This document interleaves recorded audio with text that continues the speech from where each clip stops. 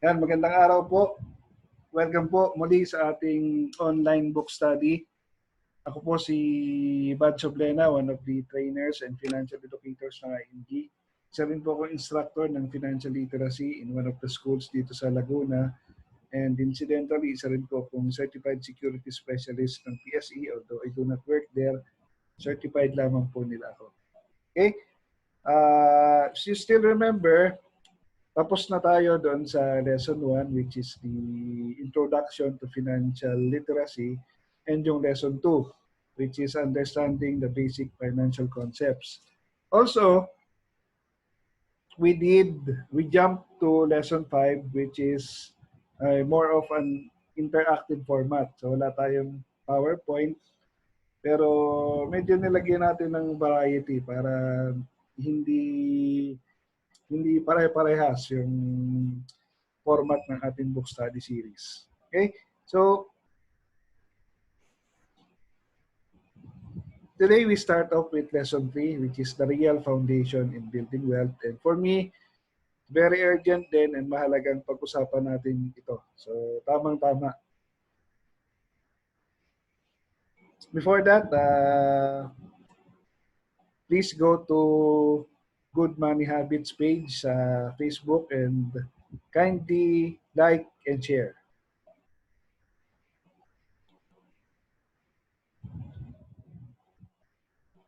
Ayan, so let's start. You still remember, coming from lesson 2 and lesson 1 then, we introduced that concept or that model that we call, yes, building a strong financial foundation. So it starts off with building it right. So parang paggagawa ng bahay, simula sa pundasyon, going up. So mula sa pundasyon, from the ground, first floor, second floor, all the way up to the roof. Today, bibigyan natin ng pansin yung tinatawag natin na cornerstone. So, cornerstone, if you're an engineer or architect, mas naiintindihan nyo na cornerstone is something that makes a structure sturdier. Or in other terms, pagka tinanggal mo yan, bubuho o huhuna yung struktura. So dun sa ating building a strong financial foundation na model, ganun din yan. So ganun din ang purpose niya. So mahalagang andun siya to make it intact or to protect everything. Kasi pag nawala yan, katulad din ng isang struktura, it will crumble down to the ground. Okay? So the real foundation in building wealth, we'll be talking about two things. Una, healthcare. Pangalawa, life insurance. So mainly, we'll be talking about concepts. Ano ito at bakit ito mahalaga. Okay?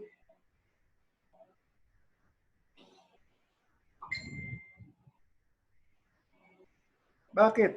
Bakit nga ba mahalaga ito? Because even if you save a few hundred pesos a month, but have no healthcare and life insurance, it will not take you far. Imagine, when you get sick, disabled, or suddenly die, your savings will not last very long. Take note, yung you pertains to the breadwinner or the major provider of the family. So kung ikaw yung you, ikaw yung breadwinner, edi ikaw ang pinatutungkulan ng you. Okay? So bakit mahalaga ang life insurance? At ano ba ito? Take note that life insurance is the best protection against loss of income. There it is. Yun ang, for me, alam natin maraming gamit or maraming functions, pero for me, ito yung pinakamahalaga, yung protection against loss of income. So insurance ensures that income will continue even in the case of death of a breadwinner. It will also instantly replace the income and help finance the kids' education, food, shelter, pay estate taxes, debts, etc.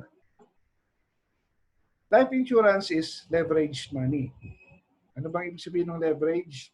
So sa science, kung meron kang lever, diba, for a small amount of force, you can produce or generate maximum effect. Ganon din ang life insurance. So for a small amount of money, you can quote-unquote rent a big amount of money.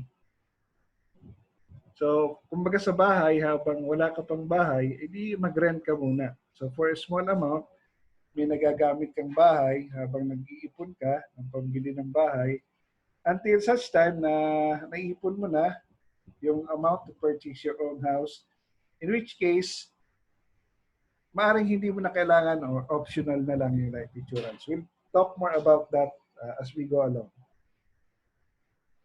Now, there are 3 steps in getting life insurance. These are the 3 basic steps. Step 1, know why you need life insurance. Kailangan mo ba? Kasi kung kailangan mo, okay, dapat meron ka. Hindi mo kailangan, dapat wala. Step 2, know how much insurance is enough. Kung meron ka dahil kailangan mo, how much is enough? Ano ba dapat ang coverage na meron ka? You should know how to do the basic computations. Kasi ikaw dapat ang nag-compute, not the other person. Hindi ang ahente mo, hindi ibang tao ang nagsasabi. They can advise, of course, but at least ikaw mismo, dapat you should know how to compute for it. Step 3, know how to buy life insurance. Or in other words, how is it priced? Kasi kung bibili ka, di ba, ang tanong mo is, magkano ho? At saka kung ilan ba ang bibilhin mo or gaano karami. Okay? So these are the 3 basic steps in getting or buying life insurance. Now, to make it more graphical para mas maintindihan natin, take a look at this. You, the breadwinner, nagsusumikap ka para iahon ang iyong pamilya from a less secured financial situation towards a more secured financial situation. Tama ba? So, nagsusumikap, nagsusumipag para maiahon ang pamilya, maitaguyod at madala sa mas komportableng estado. Now, something happens to you, an accident or sudden death, what happens? Without protection, balik sa pinanggalingan or sa less secured financial situation, yung family. Maaring mangyari yan, and in most cases, talagang yun nga ang nangyayari. So you need protection, meaning yung life insurance saka healthcare. Bakit? Kasi in case something happens to you, kung ikaw yung breadwinner or the breadwinner kung sino man yun, edi may sasandalan yung pamilya in case of unforeseen circumstances such as accident, serious illness, or early death. Para tuloy-tuloy pa rin ang pag-move forward ng pamilya kahit wala na yung breadwinner. So again, life insurance does not replace the breadwinner, but it can replace the income of the breadwinner. So yun yung purpose. Mas maliwanag ba dito sa graphical representation na ito? Okay, good. Let's continue. Now you, as the provider or breadwinner, bakit ka ba kumukuha ng life insurance? You get life insurance because of the simple fact that you love your family. And you want their dreams to live on even long after you are gone. If the breadwinner dies, the family has to live. So you are the provider, you are also the breadwinner, or the what I call SWBIYD, or someone who believes in their dreams or in your dreams. Okay?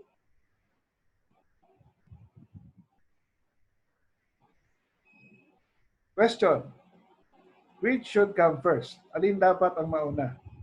Investment or insurance? Alin ang dapat mauna? I'm sure you already have an idea, pero to further explain or illustrate, ganito yan. Let's say, you have 10,000 pesos. Meron kang 10,000. In-invest mo But the following week, something happened. It's either you meet a serious accident, serious illness, or worse, suddenly die. How much will your family get after a week? Sabihin na natin after a month. After a month, tama, higit kumulang this mil din. Kasi hindi pa masyadong lalaki o kung may risk na mabawasan, hindi naman ganong kabilis mabawasan if you're in the right investment, yung dismil mo. So more or less, after a month, something happens to you as the breadwinner, the family gets 10,000 then. Now, what if the same 10,000, instead of getting immediately investment, inuna mo muna yung life insurance. So let's say for 10,000 pesos, you are able to purchase 1 million worth of coverage kasi ang kinuha mo term, yung murang insurance. So we'll go to that later. So something happens to you, same scenario. After a month, you suddenly meet an unexpected accident. Accident nga, kaya unexpected. A serious illness or worse, sudden death. So what happens? How much will your family get? 1 million. Di ba sabi ko, bumili ka ng 1 million worth of coverage for 10,000 pesos. So something happens to you, ang kapalit nun, 1 million. Okay? So titigan nyo muna. Which should come first? Investment or insurance? Yes, pareho mahalaga, pero kung mamimili ka, get protection first. Get insurance, get healthcare muna. Okay? Para may leverage. For a small amount, your family, in case something happens to you, gets a big amount. Get the point? Yung mga nagtatanong, I'll get back to you. Nakikita ko po, merong mga nasa messenger, I see some emails coming in. I promise, babalikan ko po later on after this webinar. So again, insurance, mahalagang unahin natin yung protection because protection is instant money. Because karamihan naman, kung hindi man magkasakit, maaaring he can meet an accident. Diba? And lahat ng tao, eventually, will pass away. Actually, it's not a matter of if. It's just a matter of when. Diba? Kaya nga instant money daw. Specifically, yung life insurance. And insurance is not just another expense, as many people think. Now, sa industriya ng life insurance, maraming klase. Marami daw types. Pero to simplify, para hindi kayo malito, there are two main types. Again, maraming types pero for this purpose, kasi nga ang gusto natin is padaliin para mas madaling maintindihan, para pag ginagawa mo, naiintindihan mo yung ginagawa mo. So we'll simplify it to two main types. This is according to the reference book natin, yung The Secret to Saving in Future book. Pinasimple lang natin. So two types. One, term insurance or what people call pure insurance or temporary insurance. Pure insurance kasi wala siyang kabundle na savings or investment. Temporary kasi you renew it every year. So this year you get insurance covered ka for 1 year. The following year, you need to renew it. Pag hindi mo na-renew, hindi okay lang, kaya lang hindi ka covered. So hindi pa rin okay, no? So kaya nga, quote-unquote, temporary daw. The other type is what we call term insurance with savings or with bundled investment. So people call this insurance with investment or permanent, quote-unquote permanent. Bakit permanent? Kasi usually meron itong term na mas mahaba kaysa sa isang taon. So usually the term is 5 years, 10 years, and sometimes 20 years. Okay? So to simplify things, there are two main types of life insurance. Term and term with savings.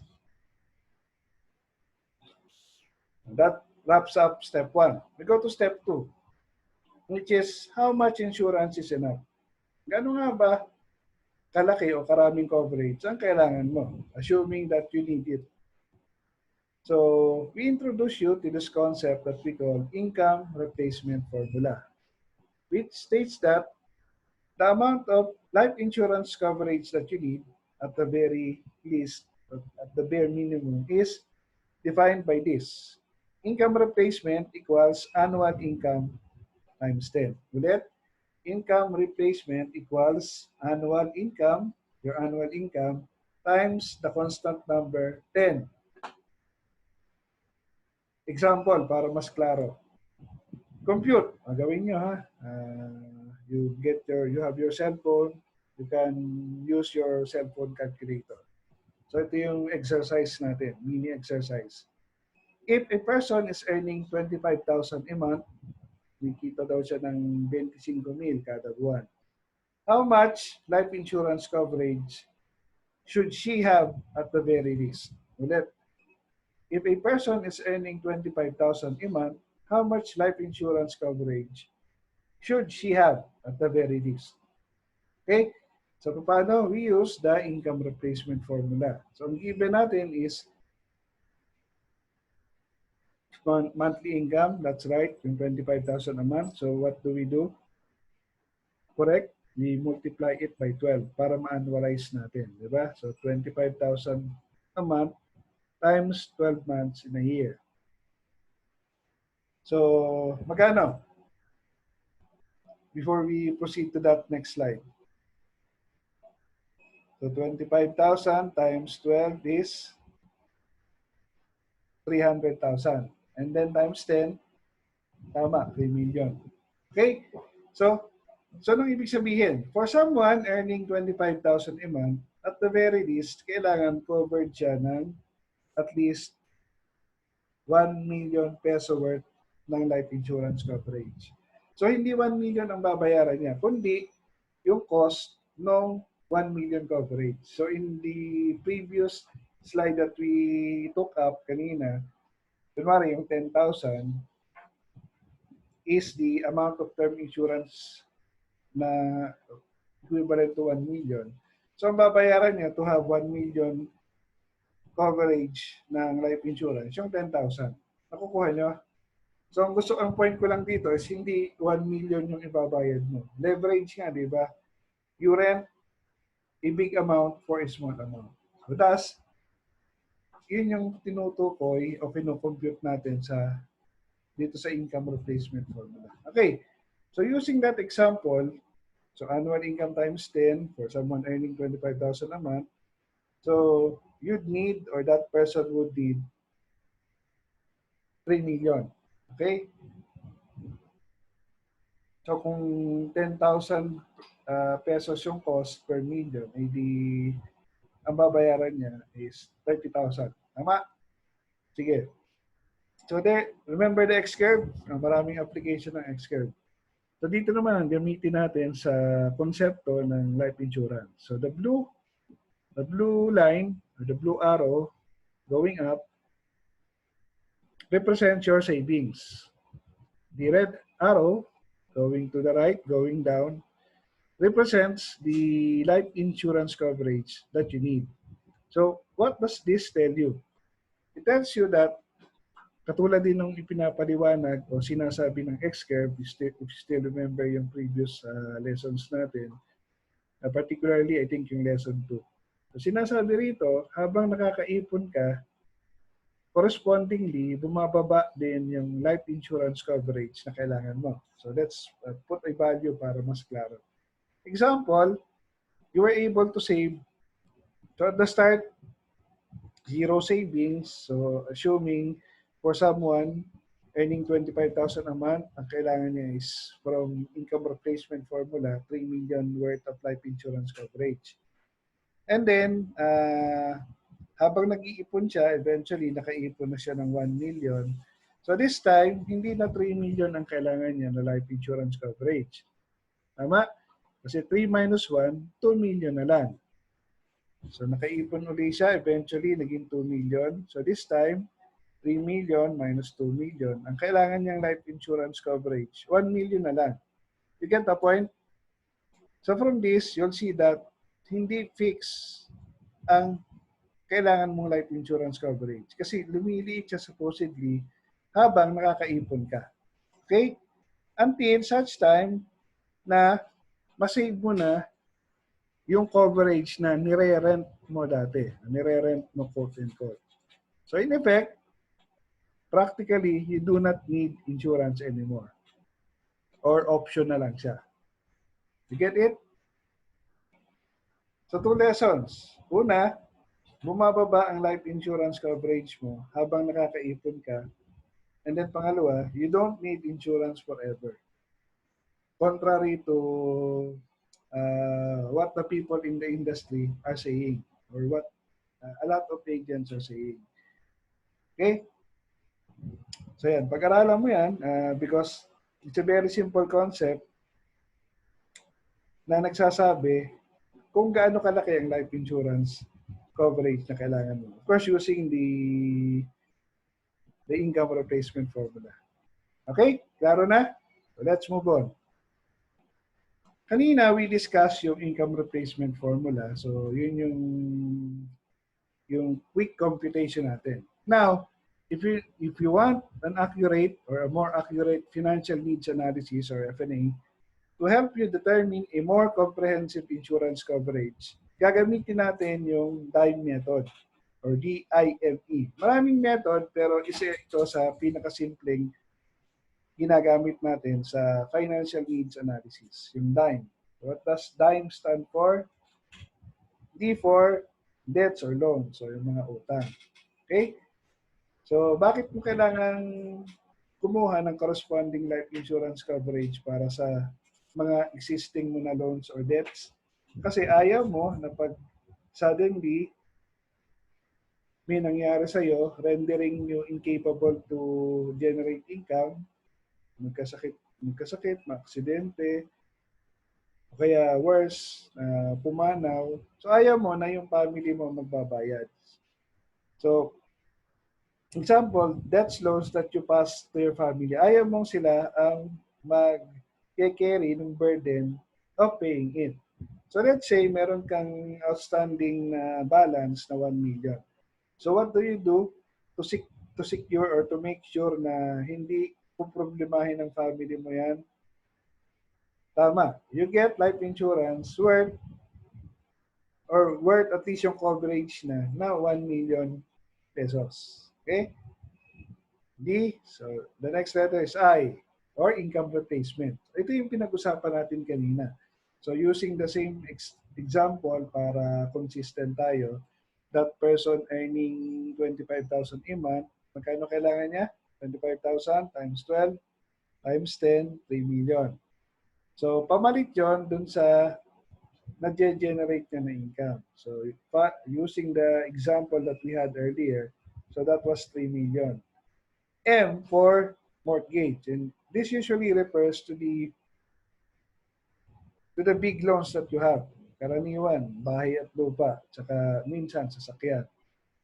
So let's say meron ka pang balancing 1 million and again, if something happens to you, you wouldn't want that remaining loan na yung pamilya mo magbabayad. So what do? You get additional 1M coverage ng life insurance. Okay? Then yung E, E-I-M-E is for education. Gusto mo kahit mawala yung breadwinner, makaka-graduate pa rin ng kolehiyo yung iyong anak o yung iyong mga anak. O kung sino man yung pinaaral mo, pamangkin, o kung sino man. Okay? So, let's assume ang estimated cost of college education, very conservative assumption is 1 million per child. So, using this assumption, kung dalawang anak, for example, edi tig 1 million, edi 2 million yun. Okay? So, do you follow me? Nasusundan niyo po? So, DIME. So, kung meron kang, yan yung mga risk. So, therefore, yan din yung correspondingly kailangan mag-cover ng life insurance. So, you get the total, 1 plus 3 plus 1 plus 2 equals 7 million na life insurance coverage. Okay? Now, let's say, at the time na nagko-compute ka nito, you already have the total insurance coverage. Kumuha ka na dati ng 3 million worth ng life insurance coverage. So, anong ibig sabihin, hindi na 7 million worth ang kukunin mo, kundi 7 minus 3, the net insurance that you need to add is, tama, 4 million na lang, 7 minus 3. You get the point? So again, hindi yung 4 million ang babayaran mo, ha? You need to compute or to know the cost of the life insurance. So let's say kung ang 1 million coverage is 10,000 pesos, so kung kukuha ka ng 4 million, ang babayaran mo, 40,000 pesos within that particular year para dun sa taon na yon covered ka o yung family mo ng 4 million. Nakuha? Very good.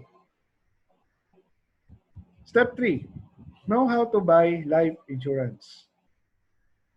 Make sure you understand how insurance works and price because the cost of insurance is always charged to you.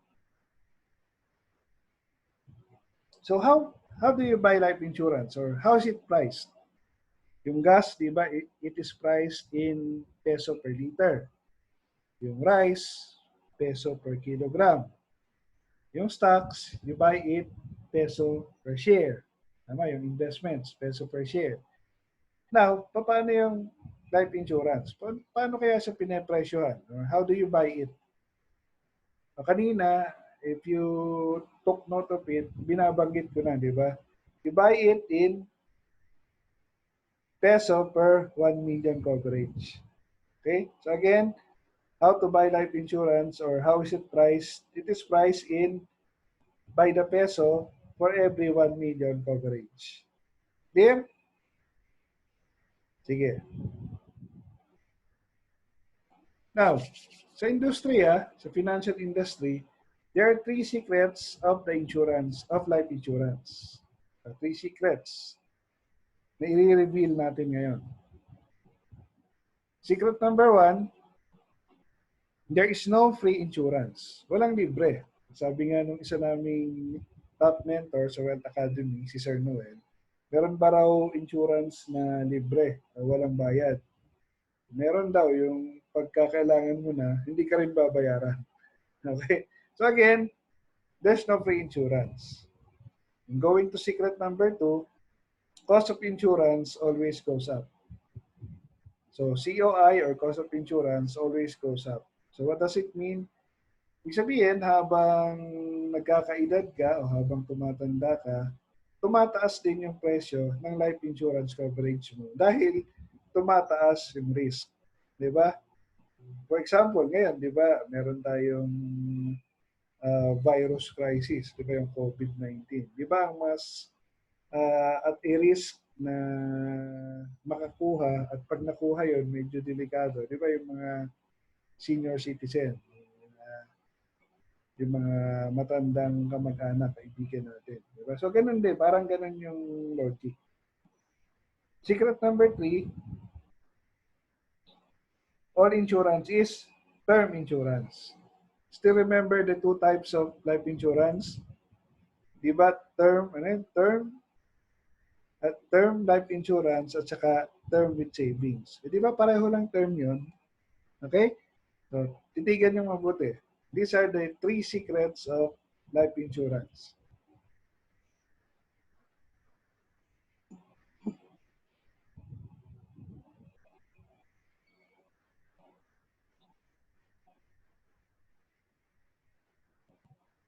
Before we end this portion dito sa discussion about life insurance, I'm down to my last 2 slides before we proceed to the healthcare portion. So let's now discuss the 4 cornerstones of a good life insurance. Ano itong cornerstone? So ito yung criteria in choosing a good life insurance. O kumbaga sa negosyo, ito yung due diligence. So, you want that using these indices or criteria, ma-meet ito, and then pag na-meet, then you say, magandang insurance yan. So ano yan? Of course, number 1, you got to have protection, which is the main purpose of the life insurance product itself. Okay, of course, you would want na may tax advantage. Para pag, ibig sabihin, pag nagki-claim ka, it's either tax-free or kung meron man, very minimal. And then you would want that yung life insurance mo, somehow meron din siyang savings na may growth And yung growth na yon protected. Okay? So the four factors again are protection, tax advantage, growth, and safety. These are the four cornerstones in choosing a good life insurance product. Now, para sa akin, ano bang mas okay? Term or term with savings? Sa akin, mas okay, pareho siyang okay. Pero para sa akin, mas maganda kung unbundled. Okay? Again, the word is unbundled. Or particularly, yung tinatawag natin na BTID or Buy Term Invest the Difference concept. And one of the applications ng BTID, let me introduce itong most 18 ng MB Life. So it's a unbundled insurance, term siya, pero may kasama siyang PDF investment. So you buy term and you invest the difference. Anong advantages over the traditional counterpart? So yung BUL na tinatawag. By the way, in most cases, kung meron kang kausap na nagbebenta ng insurance, it's like more likely nang i-offer sa'yo is yung BUL. And nothing wrong with that. BUL is a good product. But ang point ko rito is, if you do BTID strategy, yung buy term, invest the difference strategy, ito ang mga advantages. Una, mas mura by, I think, 3 to 4 times yung cost ng life insurance component. Pangalawa, yung growth ng investment portion, mas malaki by 3 to 4 times. Okay? So if you want more details upon this, I'll not go to the details nitong produkto because focus tayo dun sa ating book study. We want to study more of the concepts rather than the product. Pero if you want to know more about this, you can contact me or any IMG financial educator that you know. Okay? So just to continue about most 18, most 18 is the most affordable 18-year term insurance with premium deposit fund. So what's the beauty of PDF or premium deposit fund? Ang maganda sa PDF, it also has the potential ng tinatawag natin na mutual fund investments. Pero it doesn't go negative. Mahalaga na it doesn't go negative. Mahalaga yung feature na yon. Kasi katulad ngayon, most of the stocks or most of the mutual funds ngayon, nasa negative territory. Pero yung PDF natin, hindi siya pumupunta sa negative territory. Ang lowest value that it can attain is yung prevailing rate ng top 3 banks, which is right now, I think 0.25%. Okay? So PDF offers a very competitive rate of return or interest with zero negative and zero charges. And another advantage is that the PDF investment portion can be withdrawn anytime. So pwedeng dagdagan anytime, pwedeng i-withdraw anytime. The premium that will fall due may be deducted from the PDF. So that's another feature of it. An example, kung ikaw ay 35 years old, just to show you how cheap or how low cost this is, kung 35 years old ka, ang cost ng 1 million coverage mo is 6,800 per year. Hindi per month, per year. So again, if you're 35 years old, to get 1 million coverage ng life insurance, ang babayaran mo sa isang taon, 6,800. Take note lang for this most 18 product ng MB Life, there's a minimum PDF requirement na 6,000 in a year. You got to maintain that. Plus, mayroong one-time policy fee na 500 pesos. Okay? Pero, di ba? I know that if you already have life insurance, you can compare the cost. And you want to also compare the projections ng investment para you can compare it with whatever you have. You can sit down with me or any financial educator that you know para mapag-aralan yung mabuti yung options ninyo. Okay? So multiple option or most 18, multiple option siya kasi yung investment fund can act as an educational fund, income replacement, or as pension fund. Term life insurance with PDF gives your family an additional security blanket through the increased insurance coverage, plus a second layer of investment fund that you can use again as educational fund, income replacement, or pension fund. So bakit mo kailangan? Because we know that SSS or GSIS pension alone will not be enough to support you during your retirement years. So tingnan natin itong example na to which I took from the SSS website. So si Pedro na lang, nasa right side. Si Pedro, for 25 years, naghuhulog siya kada buwan ng 1,760. At I think, di ba, hati sila ng employer dyan. So every month, ang contribution ni Pedro sa SSS is 1,760. After 25 years ng paghuhulog, yan, meron na siyang buwan ng pension na magkano? 8,300 pesos. 8,300 pesos.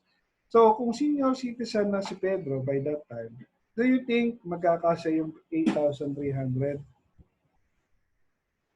Kulang. Baka sa maintenance medicine pa lang ni Pedro, kulang na yun.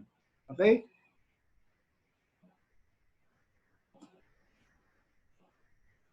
So, doon papasok yung the need for protection and preferably yung protection mo, may savings na rin. Para habang you protect your income, unti-unti, nakakapag-save ka na rin. But, again, what we recommend is the BTID strategy. You buy term, then you invest the difference para mas mura yung insurance, and then yung investment portion, mas malaki ang growth potential. Okay?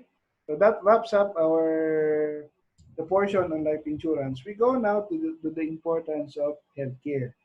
Diba? Kasi lahat naman ng tao at a certain point, either magkakasakit or would meet an accident, minor man or major. Okay? And pag nangyari yan, of course, we'd need the services of the healthcare industry. And hindi libre yun.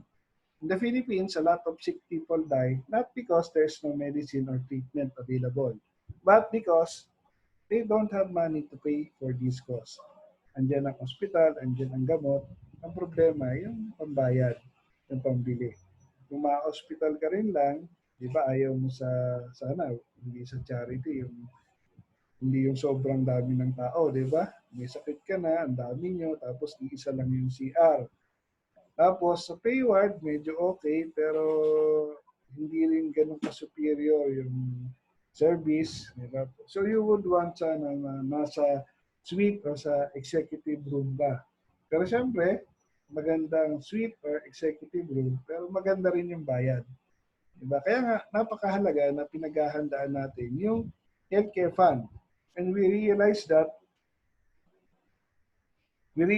more, especially during times like this, di ba? Mas mahalaga palang pinaghandaan ng healthcare fund kaysa sa mga fiesta or festivities and other optional expenses na pinagkakaabalahan natin dati.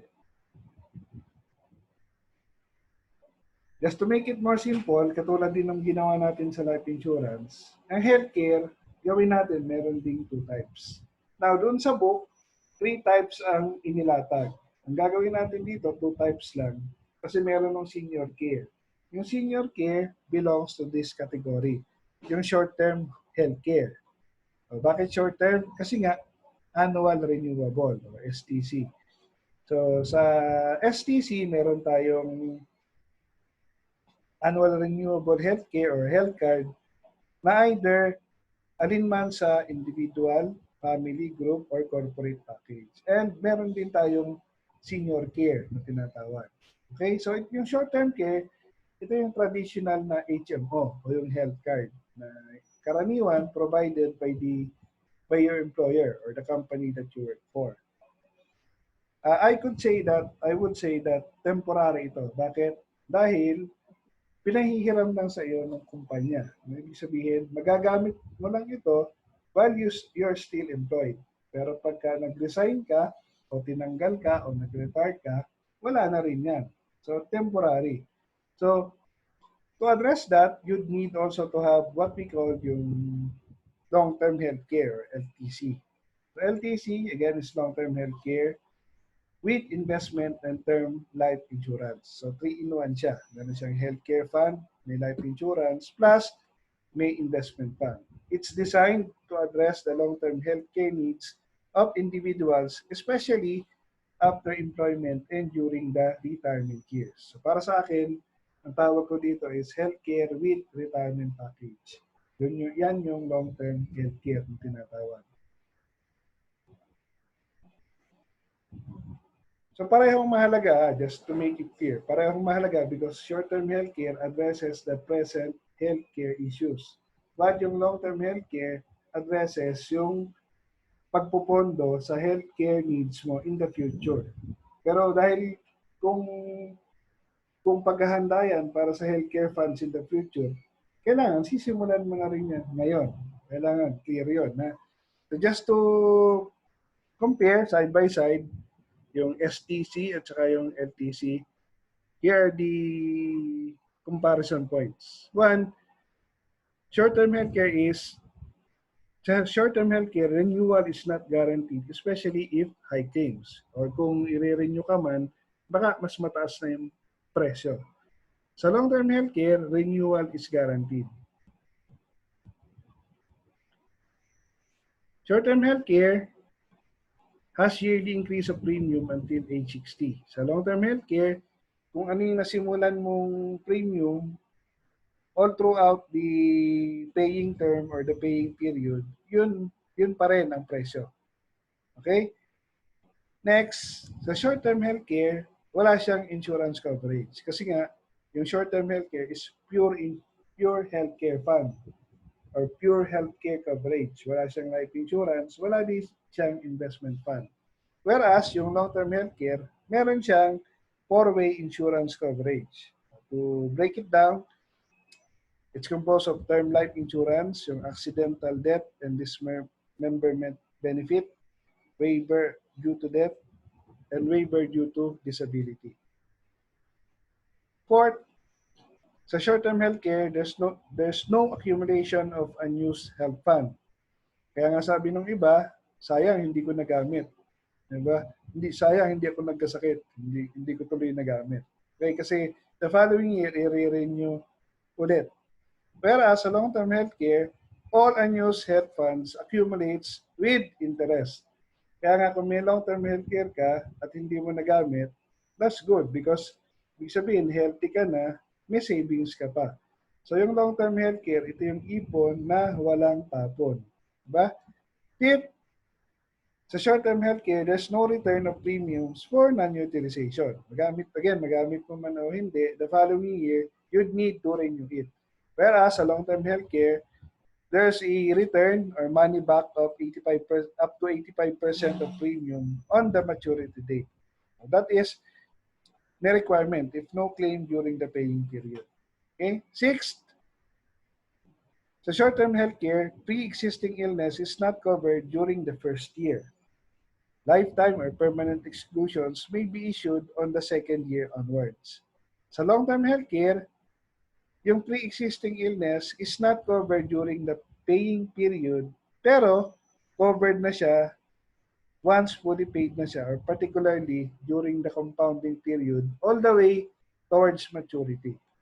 So its healthcare fund starts to accumulate during extended period to cover all illnesses. Pati maternity covered na rin, basta fully paid na. So subject to availability of accumulated funds. Seventh, the last for this table, yung short-term healthcare, it covers only up to age 60. So usually, yung short-term healthcare, hanggang 60 lang. Hanggang 60 ka lang i-cover. Kung 61 ka na, hindi na pwede. Hindi ka na makaka-apply or hindi ka na covered. Okay? Yung long-term healthcare naman, covers age 60 and even beyond. Basta masimulan mo siya before mag-61 ka. Okay? So again, both are important, short-term healthcare at long-term healthcare, because short-term healthcare addresses the present healthcare issues or the present healthcare expenses. Whereas, yung long-term healthcare addresses yung preparation mo para sa healthcare expenses mo when you grow older or when you are retired. Pero ang mahalagang point dito, kailangan ngayon mo din sisimulan yan. Tama? Okay. Katulad din dun sa life insurance, sa healthcare, we have a due diligence card or the four cornerstones of a good healthcare. So kung pipili ka, you would want na merong short-term healthcare component, merong long-term care value, merong savings, at saka merong insurance. So if you take a look at this, perhaps this defines yung long-term healthcare. Diba? It defines more of yung long-term healthcare natin. Just to, because many people are not so familiar with this, yung long-term healthcare concept, let me explain it very quickly. So, long-term healthcare, again, it's 3-in-1. Meron siyang healthcare fund, life insurance, saka investment fund. Ang term of investment niya is 20 years. Pero hindi ka 20 years magbabayad, 7 years lang. So 7 years ka lang magsusumikap mag-ipon. And during those 7 years, magagamit mo na siya agad. Especially if paid mo na yung unang taon. So ito yung mga benefits. So APE or annual physical exam plus basic dental care, term insurance for 20 years. So once na ma-approve yung policy mo, covered ka na for 20 years ng life insurance. Waiver of payments due to death or disability. Annual hospitalization benefit, depende sa plan na kukunin mo. Usually mag-start sa 50K or 60K a year. Lifetime network, access to accredited hospitals and clinics. So these are some of the benefits during this saving period. Plus the fact that while you are paying it, your money or yung binabayad mo already earns dividends. Diba? So may benepisyo na, yung pera mo kumikita pa. And then after being fully paid, that's for 7 years, on the 8th year, nagpo-progress o na-upgrade yung iyong benefits. So during the accumulation period, yun yung 13th to 20th year, number 1, 10% of the K plan o yung Kaiser Premium Plan na kinuha mo as annual health fund compounds at 10% per annum. Plus, meron kang long-term care return corresponding to the K plan that you got. Okay? Third, katulad nung nabanggit natin kanina, there's 85% money back bonus upon maturity. Again, if no hospitalization during saving period, yun yung requirement. Plus additional bonus return na up to 10% per year and more. Take note, your money dito sa portion na ito is strategically invested in the stock market through mutual funds. Kaya nga nasabi natin, when you get this as your primary investment, meron ka ng healthcare funds, meron ka ng life insurance, plus meron ka pang savings.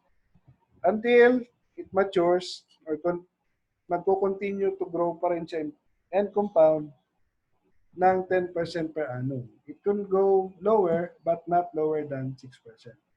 Okay? So if you want to learn more about long-term healthcare, the long-term healthcare investment product, you can visit the website of Kaiser Health Group.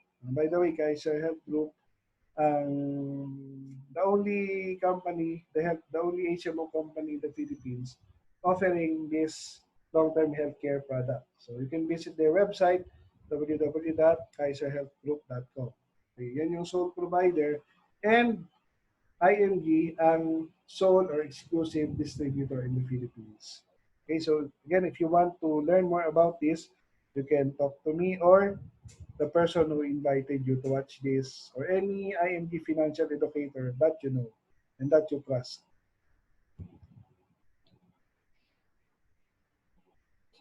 Okay, so we're nearly done. Let's review. Again, nagsimula tayo and as we go along, as we progress through this online book study, itong pupuntahan natin, yung building a strong financial foundation. So just like building a house, you build it from the ground going up. And in this portion, dito sa lesson 3, the real foundation in building wealth, we stressed or we focus on the importance of yung cornerstone, which is yung life insurance at saka yung healthcare. Okay?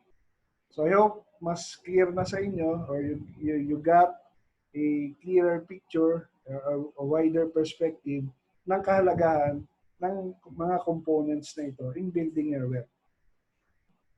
Marami bang natutunan? So kung maraming natutunan, katulad ng lagi nating sinasabi, education needs application or execution para magkaroon ng transformation. And remember, nothing happens until we apply what we have learned. Kasi kung natuto ka, hindi mo rin lang gagamitin, hindi baliwala, di ba? At sa IMG, ang ginagawa natin, pinapasimple natin ang mga bagay-bagay because we believe in keeping things simple. Because if it's simple, it's doable and duplicatable. Kaya mong gawin, kaya nilang gawin, kaya nating lahat gawin. Because we believe financial education is not just for the wealthy, it's for everyone. Pag sinabing everyone, kasama ako, kasama sila, at definitely kasama ka. So again, this is IMG through the Good Money Habits page. Sa IMG, our battle cry is we help families create wealth, no family left behind. Okay, so again, thank you for listening to this book study series. This is lesson 3. At this point, we're already done with lessons 1, 2, 3, and 5. So sa mga susunod na pag-aaral natin, pupuntahan natin yung lesson 4, which is managing debts effectively. Then after that, we'll have the short consolidation. Then we go to that more exciting topic na alam kong inaabangan ninyo, which is growing wealth through financial investments. So that's lessons 6 and 7. Okay? So muli, magandang araw po sa inyo. Ako po si Badso Plena, isa sa mga trainers and financial educators ng IMG. Isa rin po akong instructor ng financial literacy in one of the schools dito sa Laguna at isa rin po akong certified security specialist ng PSE. I do not work there, certified lamang nila ako. Muli po, magandang araw po. Ingat po kayong lahat and God bless us all.